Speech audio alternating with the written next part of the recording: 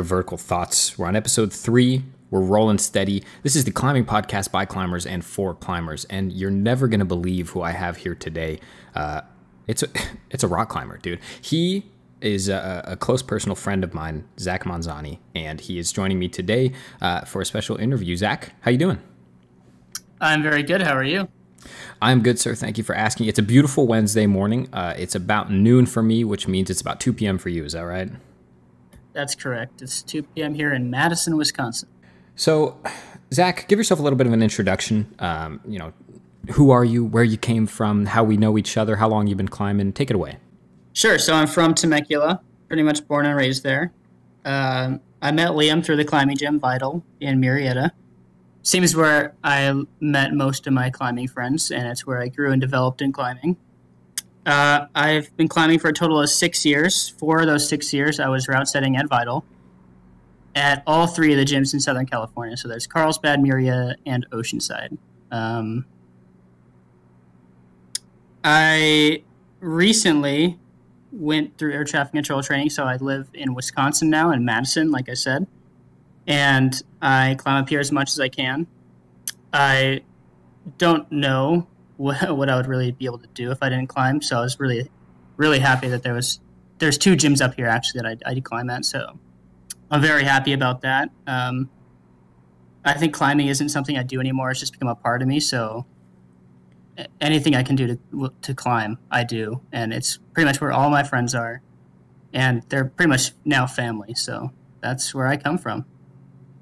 Yeah, absolutely. I mean, the people you climb with really become like your family. And like my first episode, I had my friend Mark on here, and he was talking about, I know you're all like, shut up about Mark already, but Mark was talking about his brother and the bond that they have, and how climbing has affected the bond that they have. And I have a lot of, brothers as well that aren't, biologically my brothers, but through climbing and the experiences we've shared through climbing have become, like brothers to me. And it's a very special community we have. And I agree with you about climbing becoming who you are. I don't know about you, but I get the jitters, man, when I don't climb. Happened to me yesterday, actually, where I just like was sitting at work and I was like, ooh, I gotta climb. Like, ooh, dude. And I started like scratching my neck and like, dude, I gotta climb right now. Like, go outside and send a building or something. Do you ever feel like that? Like you just need to climb something?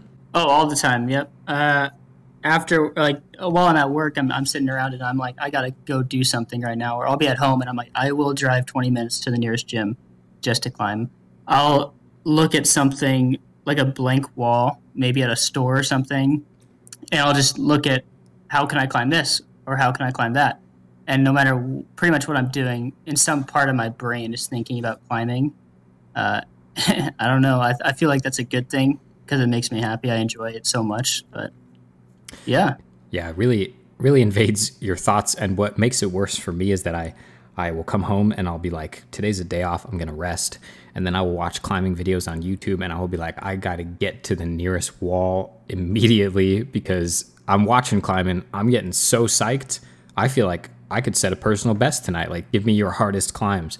And then I actually go climbing and that doesn't translate very well. I feel very, very weak. I watch Magnus Mitbo, so it's my own fault. I can't be him as much as I want to be. Of course, yeah. I mean, no, very few people can be him. There's only one. And Magnus, when you're ready to come on the show, just let me know. I'll set it up. We'll trade emails.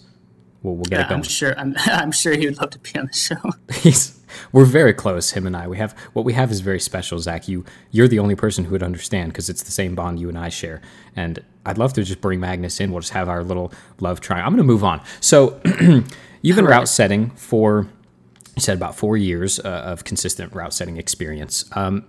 How do you feel that route setting has altered your view, I guess, of climbing more specifically when you are on the wall, the way you visualize the next move and the rest of the climb? How has route setting changed that for you?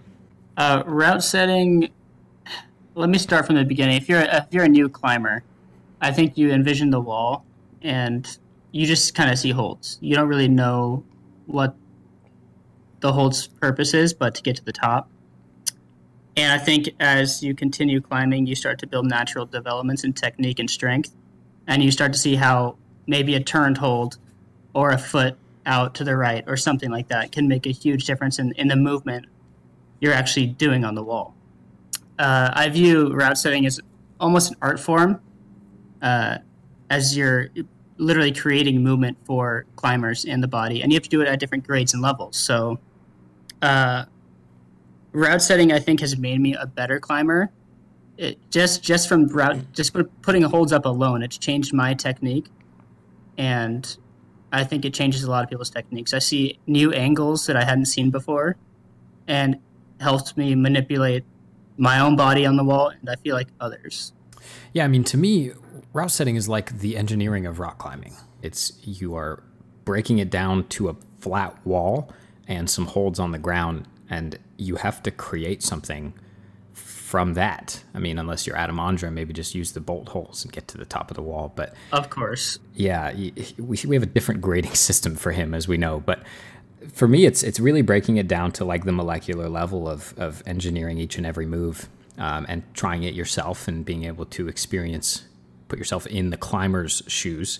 And then alternatively, on the flip side, it allows you, when you are climbing someone else's climb, to put yourself in the setter's shoes and think, how would the route setter want me to do this? And then you have, the two roads that diverge in the Yellow Woods. Do I do it how the route setter intended, or do I just break the shit out of this climb? And dude, by all means, it can't, in my opinion, and I'll ask you this because you're actually a setter, is there a little bit of offense taken when someone is like, their goal is to break your climb? Is that offensive at all, or is that like, are you encouraging of that? I don't take any offense at all. I might be encouraged to do so, because a big challenge of setting is trying to make it so climbers cannot break your climb. And if people do so, then you're almost impressed, and you're happy that they can do that. I feel that route setting puts a lot of your personality on the wall, and I think when people try and break your climb or do a movement that you didn't design, it's almost like their personality climbing on what you put on the wall. I like that. You're building on each other's personalities and climbing styles, and that really ties into what, climbing style is it's your personality and your body, what your body can do, and what you do with your body on the wall. And everyone's different, and including route setters. People forget that route setters are just rock climbers. I think people get outside of the mindset of like, this is just a climber making a climb, and they start to think like route setters are a godly figure. You know what I mean? Like, this is you have to do this climb the way they intended it. And I think that breaking a climb can be a good thing. And I think one of the keys is making it so that if a climb can be broken, it at least is more difficult than the intended beta. So of course, yeah, and you can even see it in outdoor climbs. You'll go up to any rock outdoors, and there may be a sequence that is the easiest, but there's most likely a way to skip a hold or break even an outdoor climb, and I think it correlates exactly into how indoor climbing works. Yeah, I like that, and that's a good segue into my next question for you, which is climbing outdoors, touching real rock holds. It's obviously a very different world. It's a different dynamic. A lot of the movement is the same. And how much would you say does outdoor climbing influence the way that you set a climb on an indoor wall? Greatly. I think that quite many climbs that I've set inside the gym have been based on outdoor climbs that I've either tried and done, or even haven't done, or even just looked at online. A lot of the setters used to do trips out to Red Rock, Joe's Valley, even some local like Black Mountain and Tram. We used to take a week off to go up to these locations and to get inspired, so that in our next week we can set. And I feel like after trips like that, our setting is improved, just because we're so inspired now from what we see outdoors. We'll find one move that we enjoy, and we'll set it in the gym everywhere, and it's really fun. And I think it gets people psyched when they're climbing indoors. When they hear that these are based on outdoor climbs, it gets them psyched to go outdoors as well. Yeah, I definitely see that a lot, and you can feel it. I mean, being strictly a climber and not a route setter in any kind of professional nature, I go into the gym and I feel very specifically, and my comment is always the same. I say, wow, that climb is outdoorsy. Like, that climb feels like an outdoor climb. The main difference, of course, and everyone in route setting knows this very well, in indoor climbing, the holds come out of the wall, and outdoors, the holds are pressed into the wall. So there's certain limitations there. You know what I mean? You have to kind of change your setting, but you can definitely feel the influence of outdoor climbing in a, we'll say in a good or a competent setter's route setting, because I know, you know, maybe that's not true for everyone. There are some setters out there that probably either are new at setting or new at climbing in general, maybe, and they're in an area that's less developed for climbing, and so they have to make do with their knowledge of just indoor climbs. But I think a lot of the experienced route setters will take, I guess, glean things from their outdoor climbs and bring them into the indoor world. And that's a pleasure for both the route setters. Like you said, it makes it a lot of fun, I'm sure, to set, but it also is a pleasure for the climbers who climb those climbs, because you get to experience a little bit of the outdoor world without going outdoors. And there's a lot of a lot of climbers out there who will be the elitist mentality we talked about last episode and say they're two different sports. You know, indoor climbing is whack. Just, you know, they'll give you the psh and be like, dude, you don't even know what climbing is until you go outdoors. I disagree, but what are your thoughts on that? Indoor versus outdoor climbing, and are both rock climbing? Both are definitely rock climbing. They're definitely two different styles. A lot of the time setting indoors, trying to set a climb that feels outdoorsy is hard. I think that climbers should practice both indoor and outdoor. It's hard to like really differentiate the difference between the two. It's more, you need to more experience it. But I feel like all climbers should at least try both. I think they're both very fun.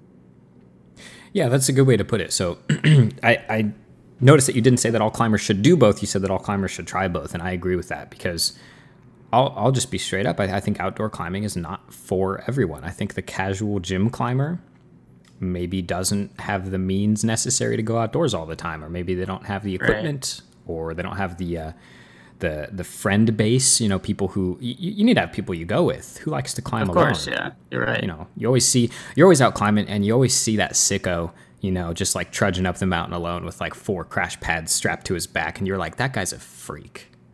I don't think you should ever climb alone. It's not only like, is it lonely, but it's also dangerous.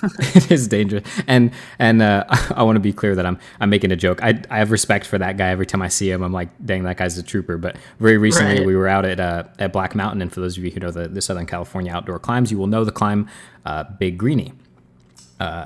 Big Greenie is a highball V1, I think V0 plus, something like that, some bullshit grade. It is. I believe just up the hill from campsite 19. I could be totally wrong about that, so I apologize. But somewhere between campsite 18 and 26, there's a climb called Big Greenie.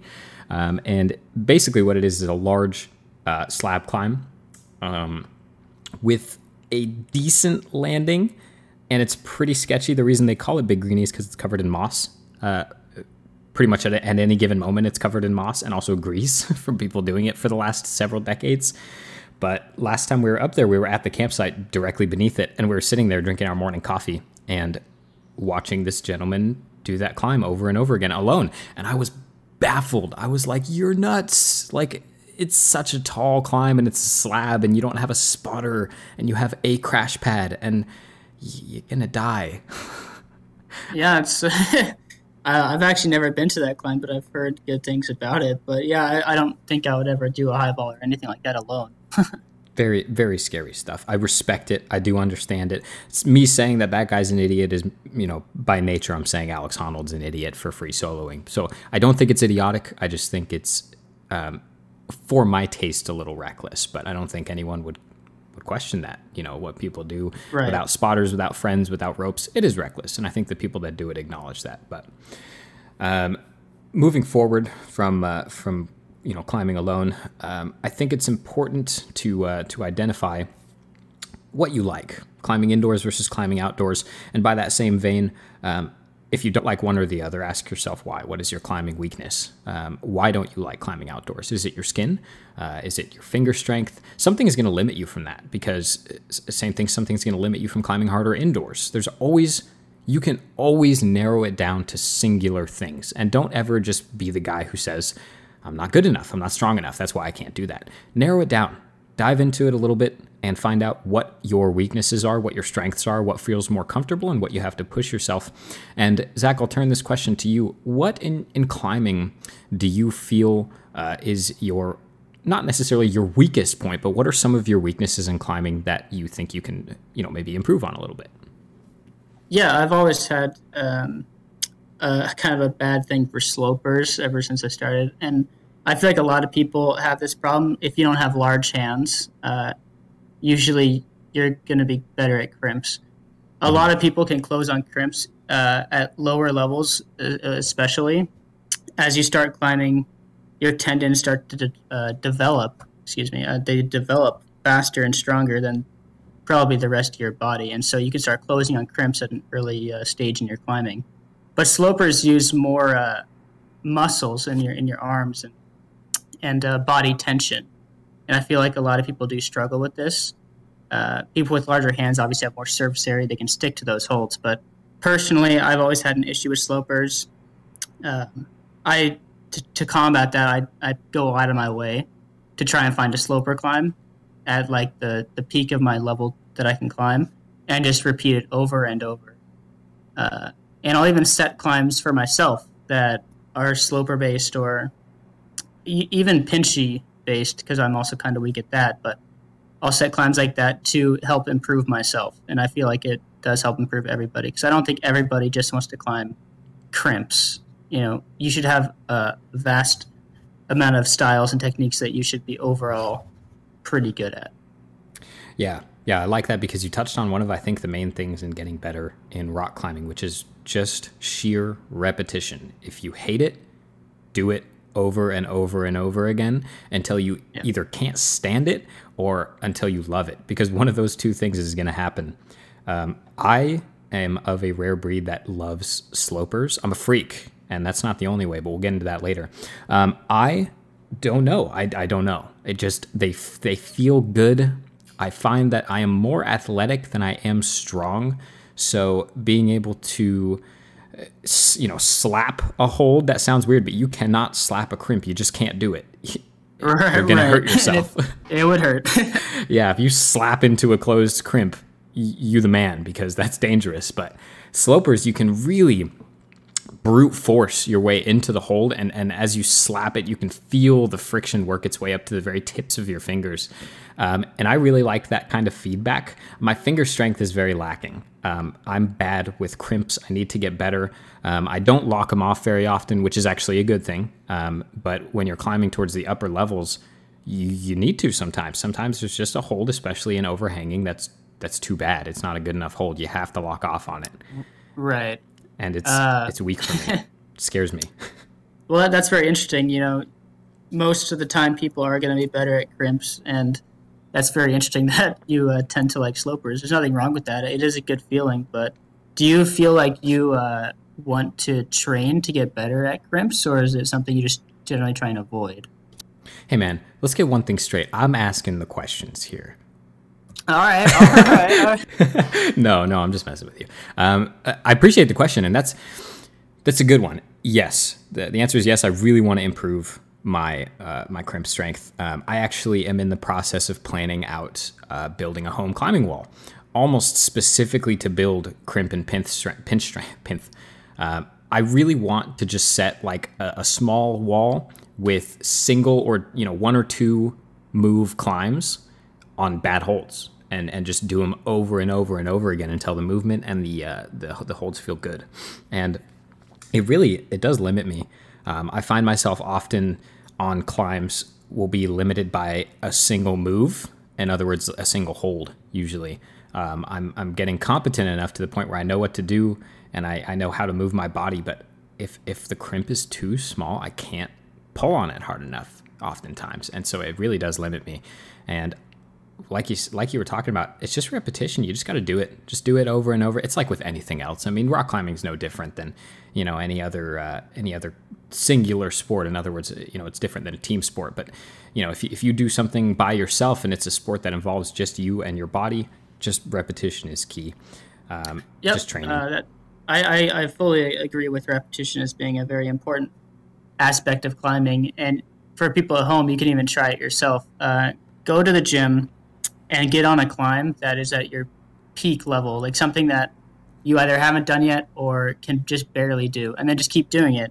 And you'll notice that over time, you'll just start to do it easier and easier.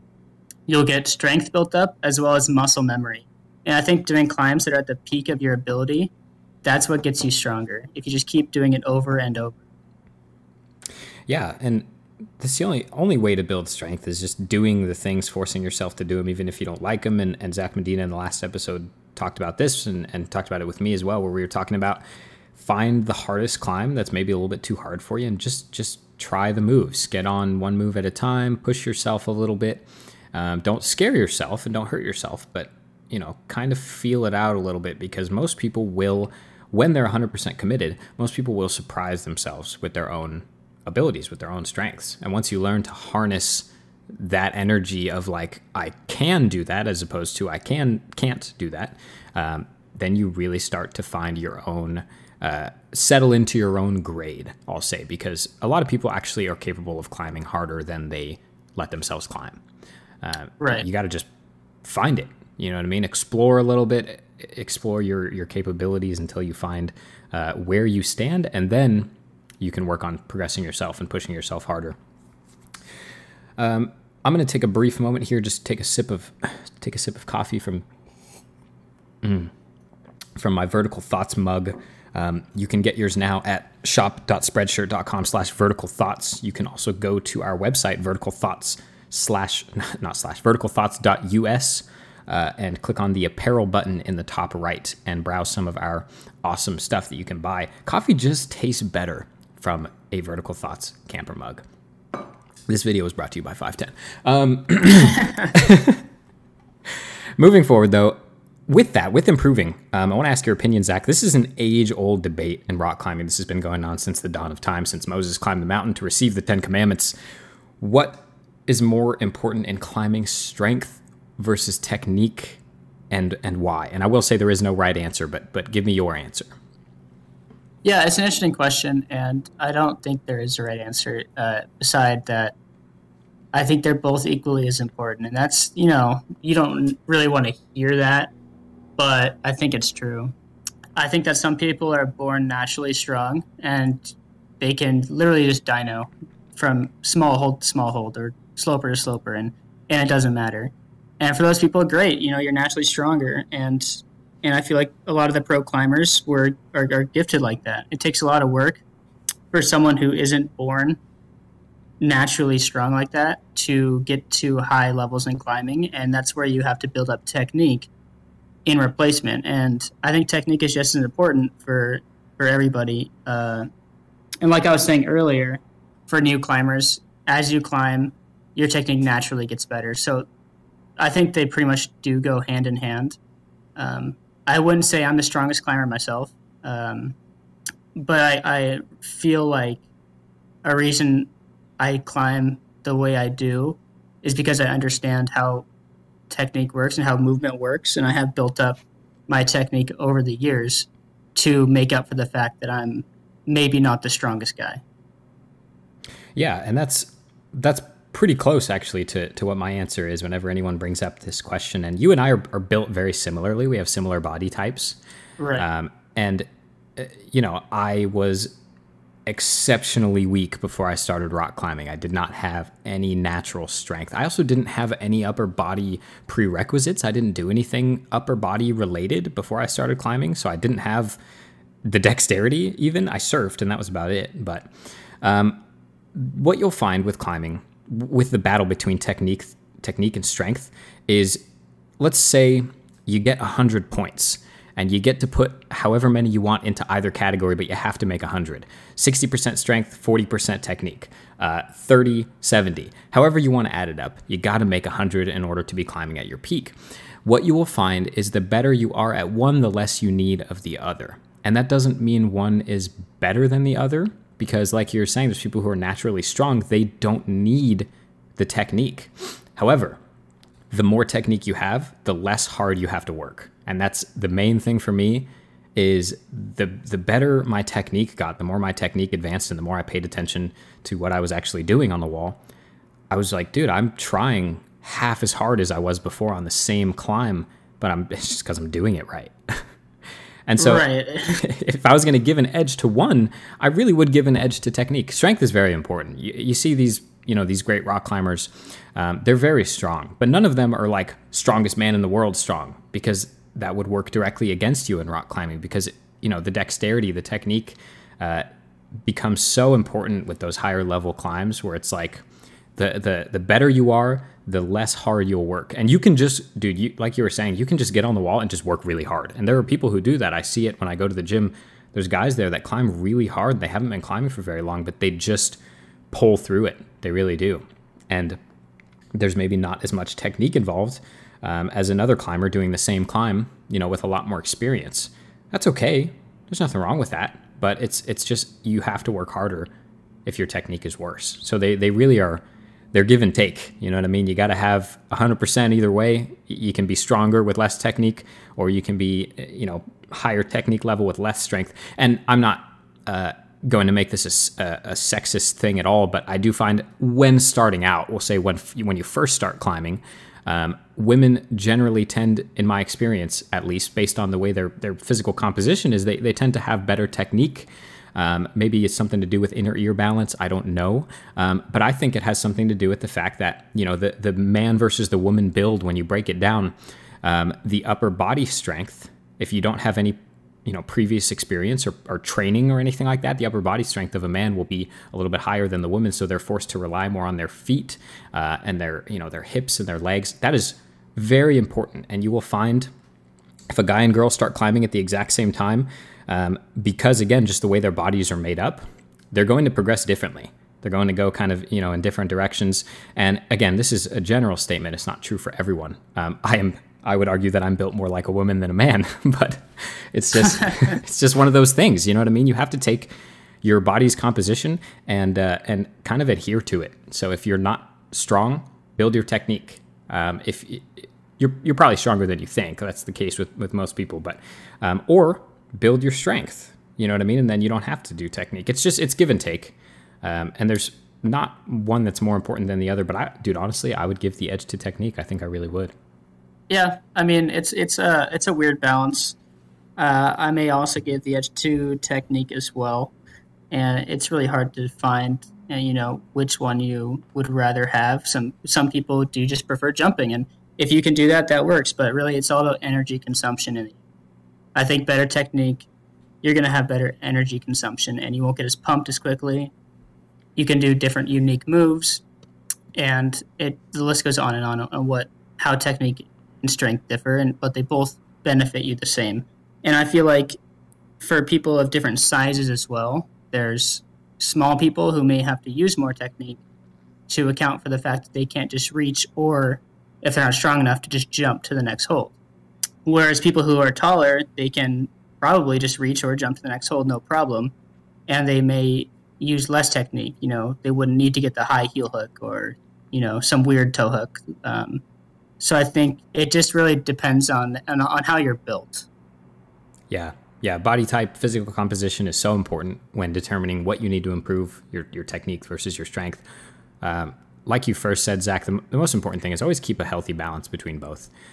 Work hard on your strength, but also focus on your technique at the same time, and make sure you're using your strength accurately. In other words, don't waste your energy. And you kind of brought something up there that I like. There's actually a third kind of category. There's a third discipline, endurance. That is not necessarily strength or technique. Endurance is kind of its own beast. And you, like I said, the better your technique is, the more endurance you're going to have, because you'll spend less energy on the wall. So that's a good point. Yeah. I like that. I want to move on into our next topic here. I think we've made some good points on the technique versus strength front. Bringing in, those techniques and those disciplines and different styles of climbing and different body types. Very recently, no more than a couple years ago, climbing was announced to be in the 2020 Olympics. Huge leap for the sport of climbing. I mean, I said it last episode, I think rock climbing has been underexposed for over a decade. I think it's such an awesome sport to watch. I think that on the very base level, it pushes the limits of human strength and what we're physically able to do. And you're asking me, why has that not been in the Olympics then if it's so athletically demanding? Don't know, man. I really don't know. But I'm glad that it is. I'm glad that we now have a platform for the world to see what rock climbers are capable of, and for some of the names of the best climbers in the world to now be on the tips of tongues around the world for people that aren't rock climbers. I think that's a very positive thing. How did you feel when you first learned that climbing was going to be in the Olympics? What was your gut feeling about that? Oh, I was very excited. Climbing has been growing in the past, 10, 15 years. It's grown an incredible amount. And I didn't think it would be in the Olympics soon, but I'm very excited that it is. And I maybe even think it should have been before, but I think that the amount of publicity it's going to increase the amount of climbers that are going to be joining the community very soon. And I think we're going to see a very huge influx in the amount of climbers. I think it's very good bringing that to the world. Yeah, bringing a sport like climbing to the main stage. I think you're absolutely right. We're going to see a huge influx of rock climbers coming into gyms and trying it out and being inspired by what they see. I think it's positive. I really do. I think it is. The one thing, if I had anything negative to say about the announcement of climbing being in the Olympics in 2020, when I learned that they combined 3 disciplines of climbing into one combined event, they combined, as we all know, lead climbing or rope climbing, bouldering, and speed climbing. Now, when I heard that, I had to kind of take a step back and be like, whoa, what is speed climbing? Like, I'll be honest, truly, I knew nothing about speed climbing before I heard that it was in the Olympics. And I knew that it existed, but I thought this is going to be so offensive, and I apologize, but I thought it was more of a novelty than anything else. I didn't know that it was such a huge, thriving community, and now I know. Now I know that there's people out there who dedicate their lives and who are so good at this one sport. My only reservation is that it is such a different dynamic than bouldering and lead climbing. There's similarities between lead climbing and bouldering. One is maybe more endurance relative than the other, and one is more power focused, and the movement's different, of course, but the basic sport is the same. You're doing the same thing. Speed climbing is its own beast, and I am not demeaning speed climbing at all. Now that I've kind of become a little bit of a part of the community and seen what those guys do, guys and girls, what those folks do, I'm blown away, dude. The explosive power required to do what they do is insane, but it sent a lot of climbers careening towards, like, what do I do? Because I don't speed climb, but I'm one of the top lead climbers or boulderers in the world. I want and maybe deserve a medal, but I can't speed climb. So now we're seeing all these climbers, boulderers, lead climbers, starting to speed climb because they have to, because they were kind of, by nature, they were forced into that. What are your thoughts on that, Zach? Is it a positive, or is neutral? Just how do you feel about them, having to develop a new skill just for the Olympics? I think it's most likely going to be negative for the climbers. It may be there are positives for the community in that, like you said, you weren't really sure what speed climbing was. You thought it was a novelty, and I feel like that's true for a lot of the climbing community. With the huge influx that we've seen in the past 15 years, it's pretty much entirely been for bouldering and sport climbing. No one really ever participated in speed climbing. I mean, of course, there were the professionals and everything, but it wasn't nearly as big. I think we're going to see more people interested and actively trying speed climbing now that it's out there. However, for the professionals that are currently strongest in each category, bouldering, lead climbing, and speed climbing, they're now going to have to go into disciplines that they've never gone in before. And I think it's unfair to kind of take them out of their zone and what they're good at and put them into something they're unfamiliar with, especially on the big stage like that. We're not going to see the best, in each category. I feel like we definitely should keep them segregated. Maybe they'll become stronger overall in each of the 3, disciplines of climbing, but I think they should definitely be separate. Yeah, I think you brought up something really good that I maybe hadn't considered is also the viewership. What we're kind of getting at, what we're tapping on here is that this is maybe not such a great thing. Of course, listen, we'll take what we can get. Thank you for including us in the Olympics. We're appreciative of that. Right. We're happy about it. Combining the three disciplines into one category limits the sport in an extreme way. And Zach just brought up a good point. It limits the viewership because we're not now going to see, this guy's one of the best, most elite boulderers in the world. We would maybe now see him destroy bouldering and then get crushed in speed climbing and go home devastated. You know what I mean? And that's not fair. That people who have trained their whole lives to be good at something now are being forced to do something else, something unrelated. And well, maybe it's, maybe you say it's not entirely unrelated. It kind of is. I mean, it's a totally different thing. Speed climbing is not the same as bouldering and not the same as lead climbing. It's climbing as fast as you can up a predetermined configuration of holds, the kind of holds that, might I remind you, you would never see on a lead climb or a bouldering wall. They're not even the same holds. And again, I'm not saying anything bad about speed climbing. I'm so impressed by what speed climbers can do and just the sheer power they bring to the table. I want them to have their own platform to be able to show the world how good they are at what they do. I agree with that. Those guys, I don't I understand how they're getting up the wall in 5 seconds. That makes absolutely no sense to me. And I'd rather see the best of them compete against each other. Exactly. And then now we open up the playing field and we're going to see Adam Ondra on the speed climbing wall. And is he going to do good? Of course he's going to do good. I mean, each of the climbers in each of the disciplines probably are competent at, the other ones. But it's a different thing. It limits the viewership. It limits the competition style. And I don't know. Am I going to be watching the 2020 Olympics? Absolutely. Am I stoked to see climbing? You better believe it. And am I still psyched?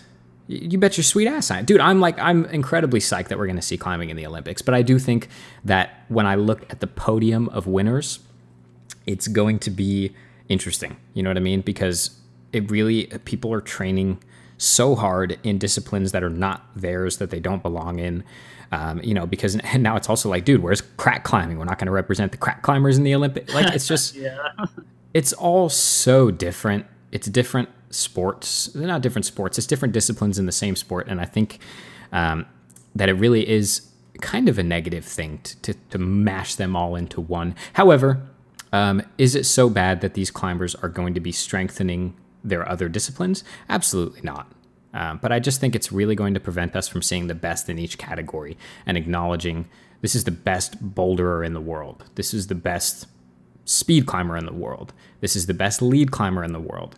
They're different things for different strokes for different folks, I guess is what you could say about this one. But recently, there was an announcement from the International Federation of Sport Climbing where they proposed in the 2024 Olympics to break it. First of all, to include climbing again in the 2024 Olympics. They have to submit a proposal to include climbing, and this time to have 2 categories. And this truly is like breaking news for climbers. So they're separating it. Speed climbing is its own separate category. And then a combined bouldering and lead climbing will be another separate category. This is going to do a few very positive things. First of all, it's going to unravel everything that we just talked about. It's going to allow the speed climbers to have their own platform to thrive. Same thing with the boulderers and lead climbers. That's awesome. We're happy about that. The second thing it's going to do is it's going to allow for more medals. We're going to be greatly increasing the amount of people included in the Olympics because we now have 2 separate categories. We can add more to each individual category to compete. So, for example, in the upcoming 2020 Olympics, there's going to be 40 climbers competing for a total of 6 medals, gold, silver, and bronze for male, and then gold, silver, and bronze for female.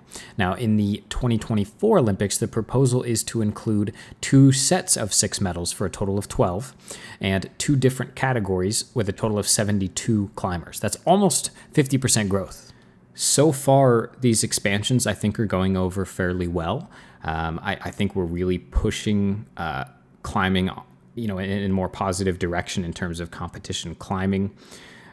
There's differences between each of the disciplines, and I think it's positive direction that we're moving in. I think we're really starting to get the right idea. Lots of discussion has come to the table, even as we are discussing this now, about the combined disciplines and how that is maybe a positive or a negative. But I think these expansions for 2024 are going to be awesome. How does it rub you, Zach? Do you think in the future they will progress to a point where they're all three going to be separate? Do you think that's a possibility in the future?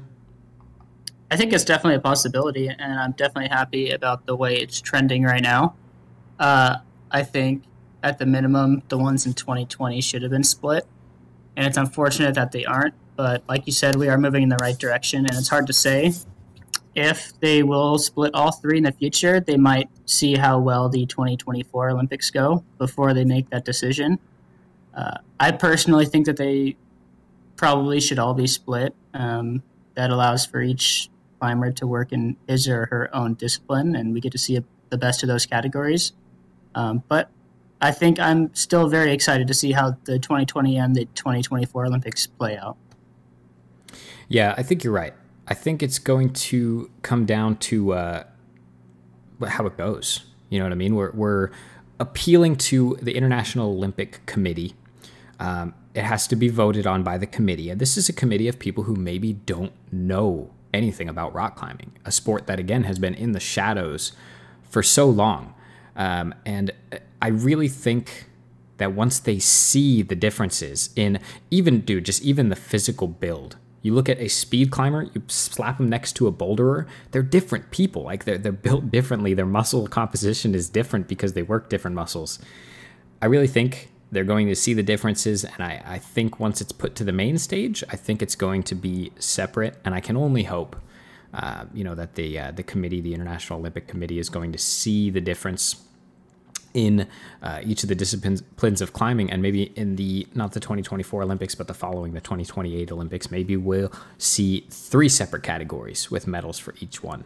That's how climbing competition has been for I don't even know how long. I think that would probably be for the best. I'm viewing this first Olympics as more of a trial run, just because it hasn't been ever in the past. This is like the first time in history, and it's really great to see that. But I do view it as like, let's see what climbing's about. Let's see, what the popularity of this is, and I'm really excited to see that.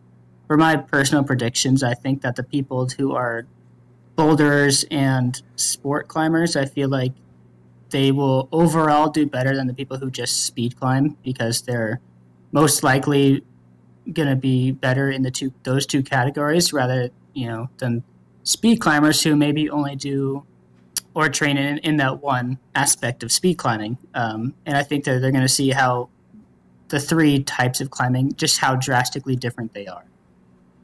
Hopefully. Yeah. I think we just keep our fingers crossed as climbers. We come together as a community, and again, we just bow our heads and be grateful for the opportunity to be included in the Olympics, which is a big deal, especially just for the sport in and of itself. But hopefully we're going to see it branched out into different disciplines, and we're going to see each of the climbers flourish. And I'm excited, man. I'm really, truly, I'm very excited for the Olympics, to see all the people that I've been watching climb for so long be put on the main stage of the world. And maybe it's not going to be the most highly viewed event in the Olympics, but I really think that there's going to be a lot of viewership, a lot more viewership than we would have in normal IFSC climbing competitions or on the circuit, the USA Bouldering, things like that. I really think the viewership numbers are going to be outstanding, because I think people are going to be like, what is this all about? Even when you just talk about climbing, you'll be in a normal public setting, and you'll be like, oh, well, I rock climb 3 times a week. And people are like, what do you mean? You go outdoors and you climb on rocks and, no, right. Climb in a gym, on plastic rocks. And people don't really understand much about the sport. I think this is going to help a lot. Yep. And then I agree also, with that. Yeah, also to see the climbers, you know what I mean? See these people who we've all been like, this guy's the best because he climbed this climb outdoors, or this guy's the best because he won this competition. I mean, not down to a science, but we're going to see who the best is. And it's going to come down to one competition. We know we're really not going to see the greatest climber in the world, but we're going to see who brings it for the Olympics and who has really, whose training has paid off the most. Right. I'm excited. And I think the climbing community as a whole is very excited to finally see this recognition that climbing is finally getting. And like I said, we're going to see a lot more people understanding what climbing is. And like you said, you're telling people that you climb 3 days a week, and they don't understand what that means.